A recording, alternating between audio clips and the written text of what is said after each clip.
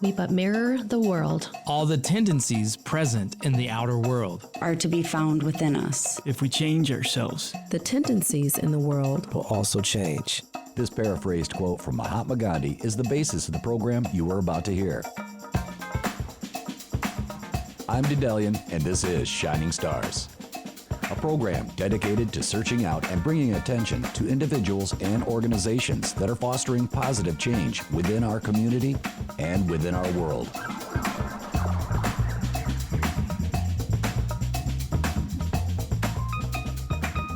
Thanks as always for joining me here on Shining Stars. It has been said that experience builds knowledge, and my guest today is a precise example of that notion.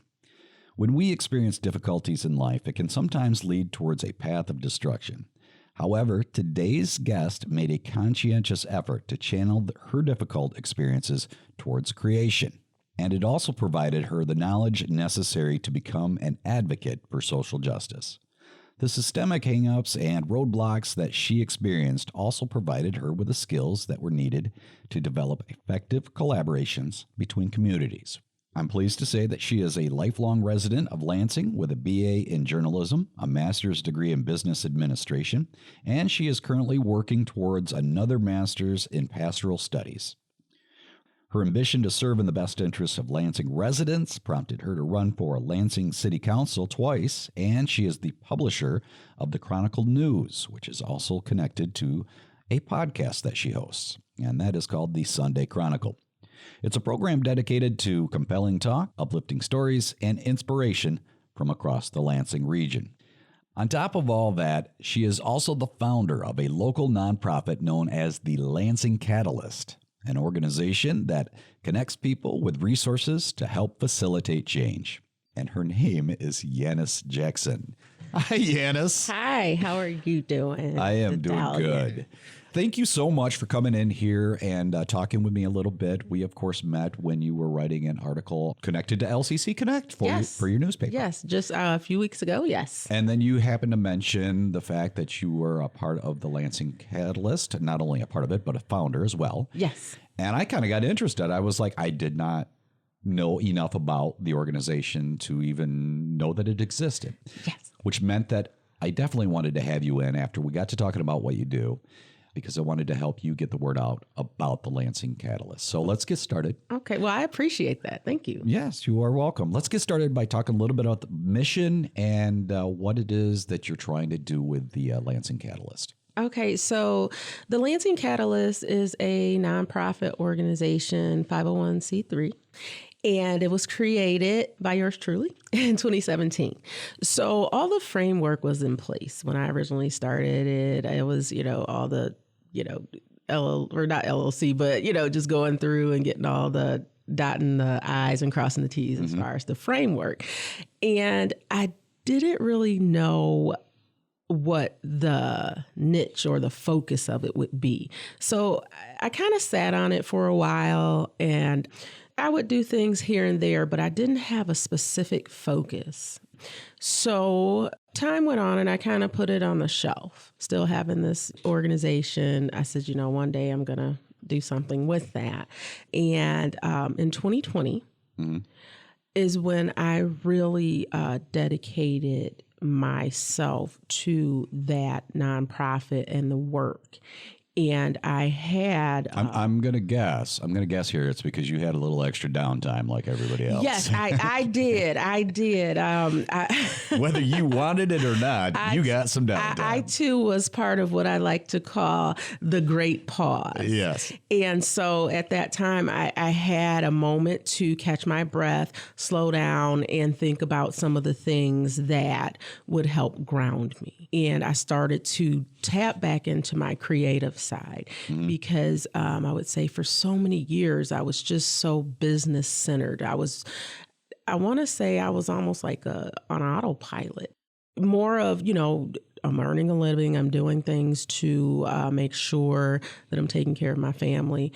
And I would like to say that I volunteered to an extent, but in the height of COVID and race relations coming to a peak at that time and the tension, I said, what can I do? Like really, honestly, I was very angry. And I said, well, I have a choice now, kind of this fork in the road. I can be destructive or I can create something. Okay. Right. And so I started writing again. I started to dive back into writing for my newspaper and serving and connecting people with resources and information so they could be more productive. Right. And I ended up writing this, I like to call it a word poem, or it was like a speech. And it talked about race relations, and it talked about working together and what we needed as far as equal housing, equal education, fair wages. Through that, I call that the blueprint for progress. It addressed so many things. And in that, that's when I started to shift my focus back to that nonprofit, the Lansing Catalyst. And if you think about what a catalyst is a change agent. It's something in the engine that gets things Pushes going. that change. Yeah. Yes, it pushes that change. And that's what I wanted to do through my organization. So at that time, I then applied for the tax exempt status, right? Because it was already a nonprofit, but I wanted to make sure that when people contributed to this organization, that they could, write off. It makes it more attractive. Certainly. So they can write it off on their taxes and such. And I had a family friend come along and said that they could help me. I'm like, okay. I started to raise money for the unhoused population. So that's kind of where it started. The person that came in to help me, they made a donation to the organization and helped me raise a significant amount of money. And so what I started to do was get supplies and things for people that were in need and the unhoused people in different encampments and things like that around town.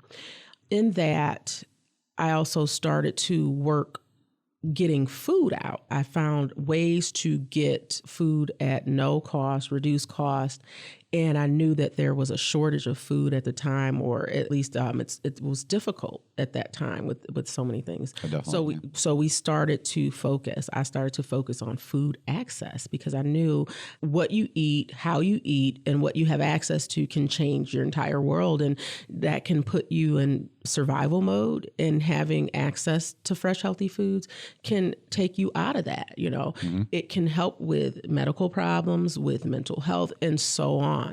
And so I dove into, I would give food out at different places, community centers, ask if people needed food. I would put it on Facebook, and that started to be the focus of the organization, food access for the greater Lansing area, not just any type of food, but fresh, healthy food. So the food that I would give out would be meats and different things. And it started to catch on, and I got a buzz, around town about what I was doing.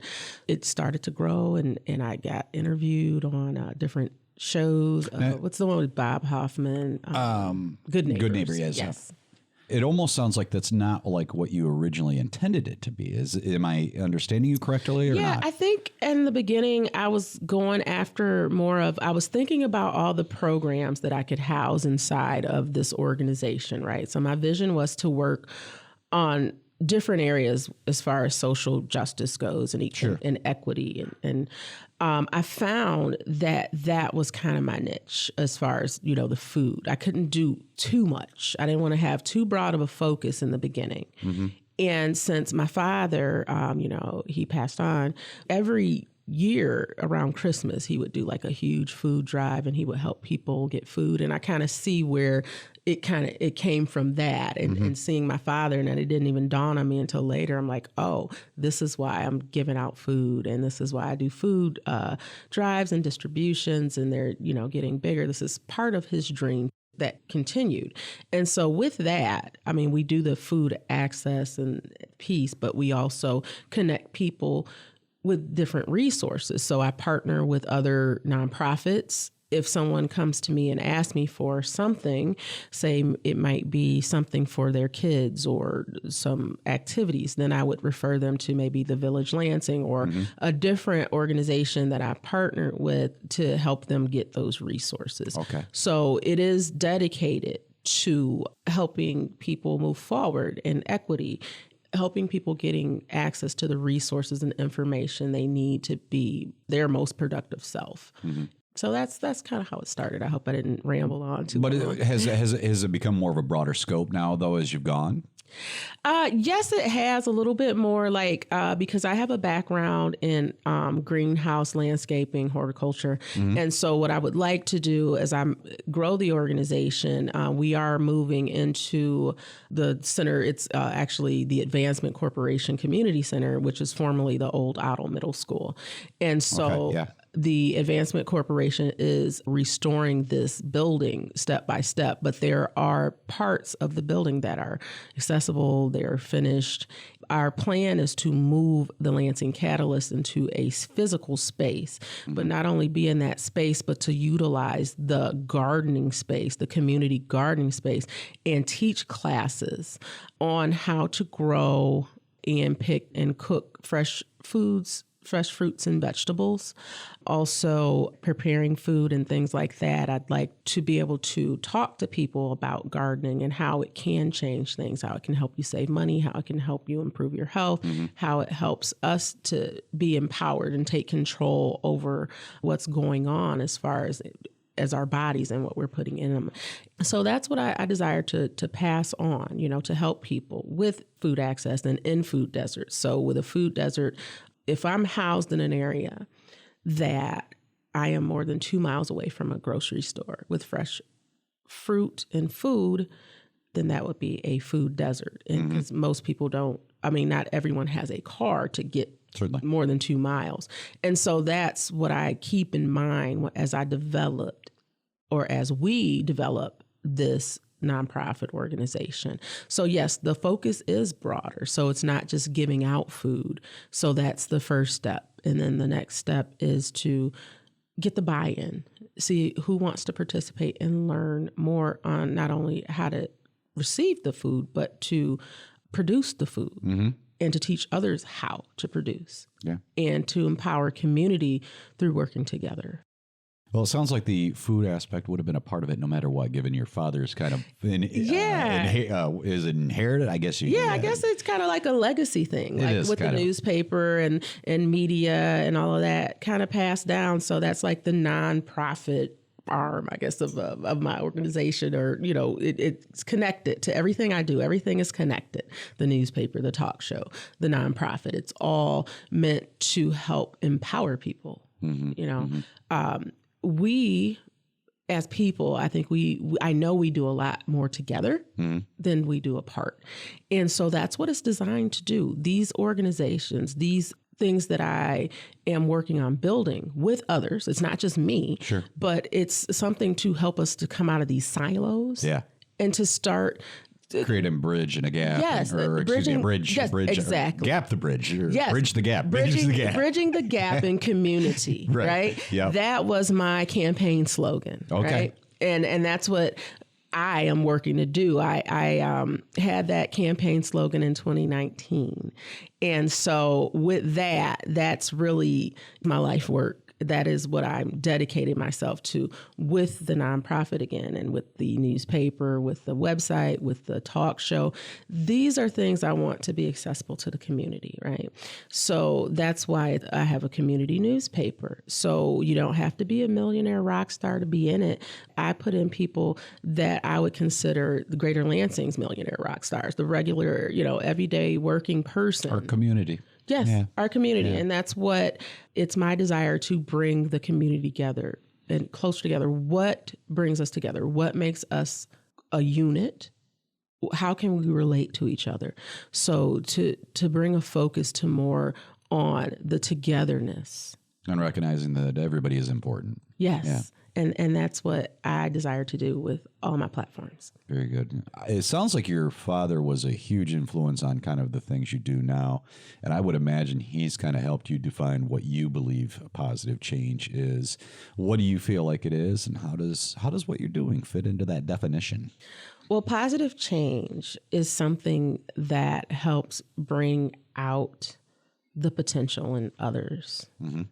I feel that positive change, that is something that I desire to fill my time with.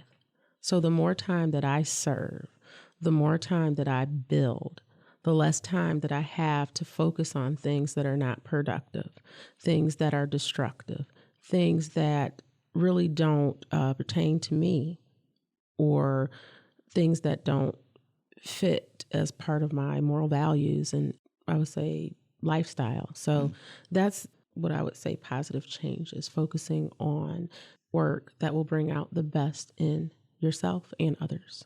Again, going back to that notion of everybody is important and everybody has value. So Yes, and that's everyone deserves a seat at the table. They do. They do. I completely agree. Yes, everyone, and a voice in the room. So let me ask you this. And it doesn't even have to be a part of the Lansing Catalyst, but was there ever a point in your life where you just realized, like a situation, a moment where you realized how much of a difference you were making in somebody else's life, or be it another organization? Yes, I realize that when I have interactions with people, I do food drops and food distributions, and I'll go to different places and drop off fresh meats and different things. I had a bunch of food from Whole Foods, ground beef, all kind of nice cuts of meat, and I was putting them out on the food stand in the refrigerator at the Fledge. And a lady came up and she said, "Oh my gosh, it's so good to meet you." And she gave me a hug. She's like, "I remember seeing you on the news." And I'm like, "Oh, really?" And she says, "Thank you for bringing this," because That was the Good Neighbors segment that she saw you on, or just I'm something not sure. else somewhere it else, was something I might have been on. where you just randomly popped up. Yeah, it could have been in regards to my nonprofit or something. Okay. And that might have been what it was, and it could have been Good Neighbors. But yeah, she's like, I thank you for bringing this food, because I was able to make meatloaf. I haven't made meatloaf in over 10 years, and so I said, wow. And I said that to myself. I said, that really feels good. And I don't have to make a post on Facebook about it. No. I don't have to show people like I did this, because there was something that I got in that moment, and I'll take with me and I'll keep it. And, I don't have to, announce those types of things to feel better or to get validation, because it happened in that moment, in the actions that I took and the reaction that was made in regards to the actions. Yes, I understand what you're saying. And a lot of the times I feel like when I ask that, people don't really want to say anything because they feel like they're bragging about it. But my thing is you have to keep those moments alive in your mind to remind yourself, because everybody gets down from time to time. It just happens. Yeah. And those are the moments where you got to remember, yeah, I am making a difference. I'm changing things. I'm doing what I can from my end. With the ability and the power that I have, I'm doing what I can. Yes. I mean, that's important to me. How about the Lansing Catalyst itself? Can you tell me a little bit about some of the accomplishments that you've had so far beyond what you've already expressed? Because you've already had a number of things that you've laid out. Well, we've helped to feed a lot of families in the greater Lansing area. Just this past holiday, we had a food drive and distribution. We partnered annually with Young of Owasso. We also had sponsorship from Shaheen Chevrolet, MSU FCU. I don't want to forget anybody. You worked with another nonprofit on that one too, didn't you? Yes, Men Making a Difference. I remember. And so we had a dual site food distribution, food and essentials. So we got donations, we got monetary donations, items, food items, and we had two separate distributions, one on the south side that was overseen by Men Making a Difference, and then there was one on the north side at the Advancement Corporation Community Center, which I managed, and we had several items there, from fresh foods, fresh meats, side items. We also had toys for kids and survival or essential packs with different items in it. But we were able to purchase items and get items donated to approximately 550 families. And I go on the count of the units of meat that we gave out. So we bought so much between the two of our organizations. And handed that out to approximately, well, not 550 families that day, but that's how much we purchased. That's how many units of meat that we gave away during the distributions, the dual sites. So that's how we kind of. Very cool. Very cool. I would imagine it brings you a lot of joy, but I always like to step a little bit beyond the main reason that we're talking about, because we're talking about the Lansing Catalyst. So outside of the work you do with the Lansing Catalyst, what else brings you joy in life? My kids. Yeah? Yeah. That's a fairly common answer, and it's understandable. I love my children. I mean, they breathe a whole new breath of life into me, when they were born, and they make me want to do better and make a better place for them and their friends and their family. And so that ties into everything that I'm doing, everything I'm here for. I'm very mission focused, and my kids, my family. Boy, girl. Both. I have one boy, one girl, so okay. I'm done. All right. Well, I'm retired. Nothing wrong with your retired parent. I'm retired. That's fair. Either one of them remind you of you at all? Yes, both of them. Is that good or bad? Or a little bit of both? I'd say it's a little bit of both, because my mom used to say, you know what, Yanice, you're going to have a daughter and she's going to be just like you. Yeah. And she did. Look, and even one better. I have a daughter and a son that are just like me. So I not to dive into me too much, make the show all about me, but I am the middle child, and I was always the best behaved of the three of us. Okay. And there was a day where my mom, she's, I was messing with her, just joking around, and I said, sure, go ahead, wish a child just like me on me. Mm-hmm. And she goes, nope. You're going to have a child just like your little brother. I was like, oh, that's dirty. That's dirty. Oh, yeah. No. In his defense, he's a good guy. But it was one of those things where I was like, he was the bad behavior. Well, I mean, it's siblings. You have that sibling rivalry. Yeah, right. That's kind of the way it works. Do you believe that positivity, because we've been talking a little bit about it, do you believe it's more of a natural trait? Is it something that we kind of learn as we go? What do you think? Oh, I think that positivity is definitely something that we should work on. I mean, I think that for me, it's been something that I've had to see life from a different perspective. I've had to shift focus, especially in a time like now. I mean, there's a lot of things that I could focus on that are negative, but I practice positivity because I think it's contagious. I also think it makes me feel better, on the inside, on the outside. Mm-hmm. It helps me to get up out of bed. That's what keeps me going. I could choose to look at the world negatively, but how much more would I get done if I look at life from a positive perspective? So it gives me fuel to go further. I think I am, for the most part, very pleasant person to be around. So, yeah, positivity. Pass it on. I found you pretty pleasant to be around. You got anything that you do to pick you up when you get down? I like karaoke. Yeah. I like to sing. I like to write. I'm actually writing a book.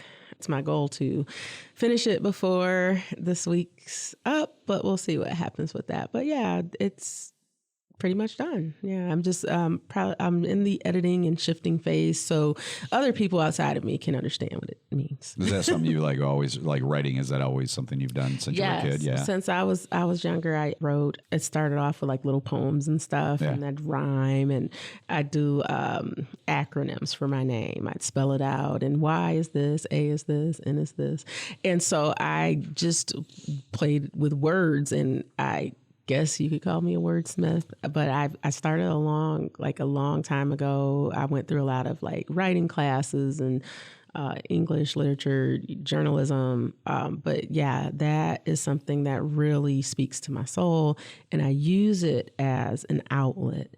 And rediscovering that part of myself in 2020 really helped me to refocus on who I am as a person, and not so much just the day to day, and I got to get this, I got to do that. I had time again to take time out to explore me. And that's what I do through writing. It's very healing. I think it's a good way for me to communicate with others, because I can shape the way things are, the way they come out, the way they are projected to others.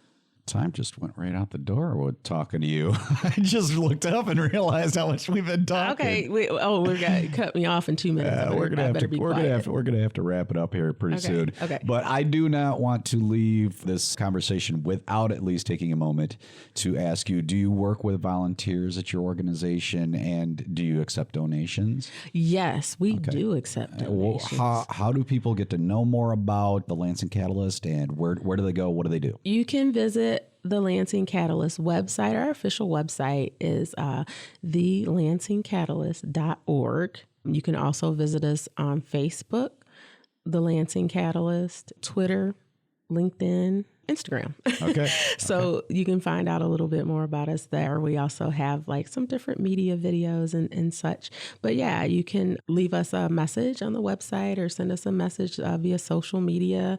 You can look me up also, Yanice Yvette, on Facebook and shoot me a message. And that's how you can get a hold of me. And I'd love to have some volunteers. We do food drive and food distribution. And soon we'll be moving into gardening, community gardening and such, and horticulture, and let people know so they can reach out. Very good. And if you're listening to the radio version of this, we will actually have it up on the podcast platform, lccconnect.org or .com, either way. And I will have a lot of that information in the show notes for you, so you can always check it out that way to find out more about Yanice Jackson and the Lansing Catalyst. I am actually bummed that we've got to call this quits, but it's just got to happen. Well, we had a great time. And we did. And I thank you very much for coming in and talking with me a little bit. And I thank you so much for all the great work you do. My pleasure. Before we completely get out of here, though, we've got one final question that I ask of every single Shining Stars guest. Are you ready for it? I'm ready. If you had the ability to snap your fingers and put one thought into the collective consciousness of the entire human race at the same time, what would that thought be? It would be that we're better together. Better together? We're better together. Better together. Yeah, that's good. That's a good thought. Yanice, snap your fingers, make it happen. Remember, we can all contribute something good to this world. No matter how big or how small. A simple smile or a friendly gesture is all it takes to expand positivity 1 inch further.